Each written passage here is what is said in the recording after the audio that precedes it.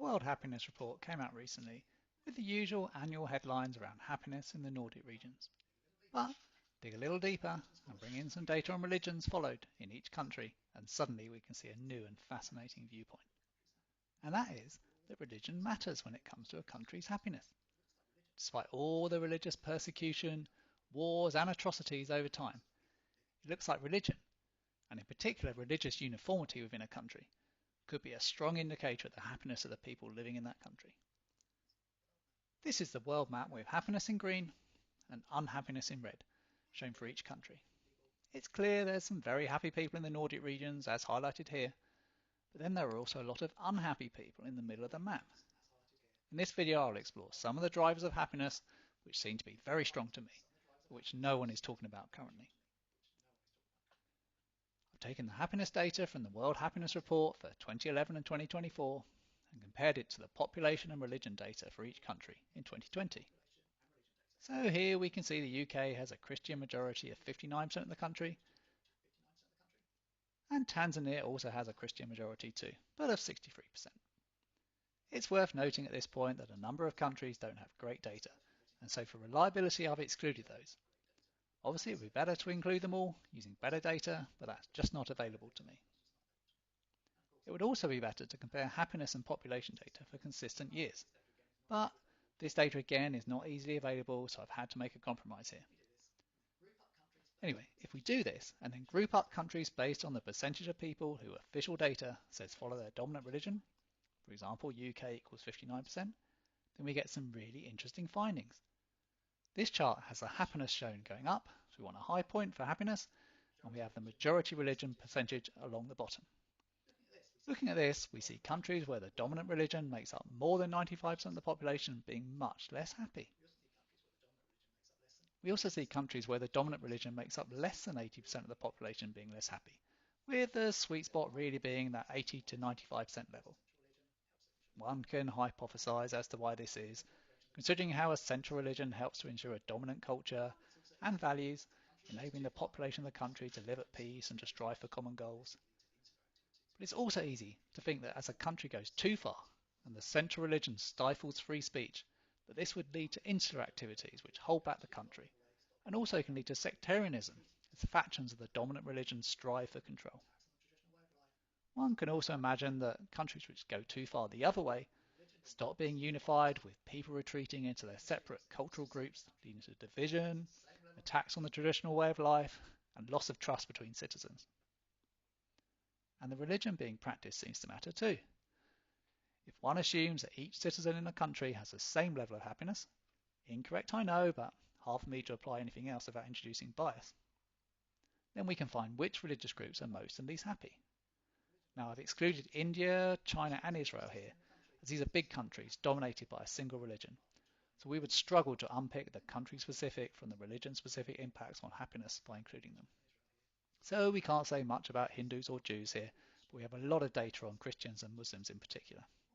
So on the chart we have happiness going up again, and I've also added population as green bars, and then along the bottom we have the religious groups. And it seems clear that Christianity is most practiced by people in happy countries. Is this because having Christianity implicitly makes people happier, or is it the values and culture that go with it leading to happiness?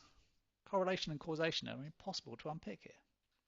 It also seems clear that Islam is most practiced by people in sadder countries. Again, you cannot draw a causal relationship, but it's a consistent picture across the world. Going back to our world map of happiness, we can compare this to the population share of each country represented by Muslims and Christians. Doing a quick correlation analysis, we get a 41% negative correlation between increasing Muslim population share and increasing happiness, whereas increasing Christian population share has a 27% positive correlation to happiness. So again, showing the same clear relationship between certain religions and happiness. So what does this mean in practice? Currently, governments worldwide seem very focused on gross domestic product, or GDP, as the key measure of success. But perhaps happiness of citizens is actually more important. Imagine a situation where GDP was rising, but all of that benefit was going to a small section of the country. Then we would see happiness falling as a key indicator that things really weren't going well. And if that were the case, then this kind of study, looking at the key drivers of happiness should be carried out by governments worldwide. It should use accurate, up-to-date information to really drill down and make clear to everyone the implications of the choices being made and enable electorates to make more informed voting decisions on what their governments are doing for them.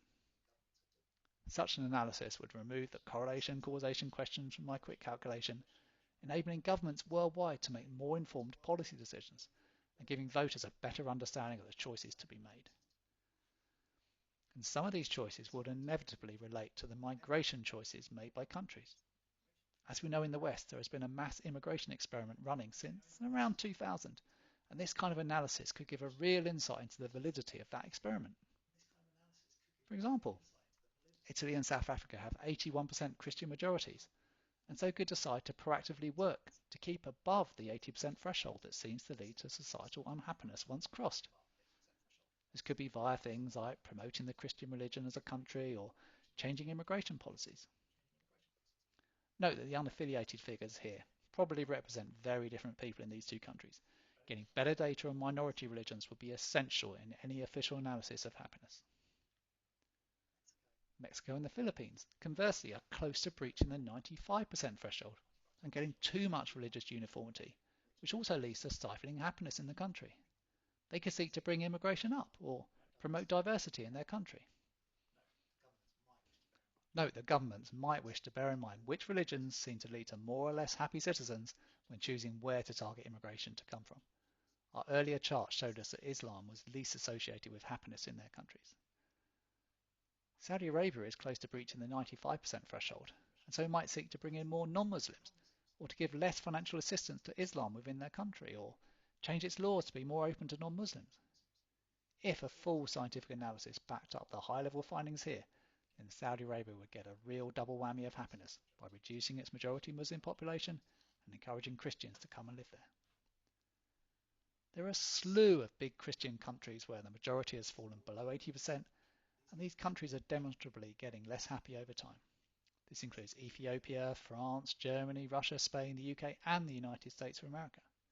Governments in these countries who wanted to maximise happiness of their citizens might seek to promote Christianity and amend their immigration approach to help their citizens to become less religiously diverse and hence more happy.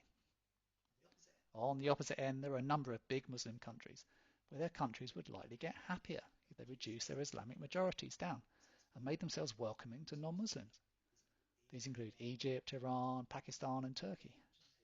Again, actions here could include changing immigration rules, changing laws which favour Muslims, and increase education on religious choice. Note that it is an entirely valid choice to say, we know this action will lead to a less happy living population, but we think the heavenly rewards outweigh those costs, but at least do it openly and with full open information for the electorate. So, in conclusion, there is strong high-level evidence that certain factors have a large influence on whether a country is happy or not. Factors such as whether to go for monoculturalism or excessive multiculturalism, whether to have high numbers of Muslims in a country or Christians.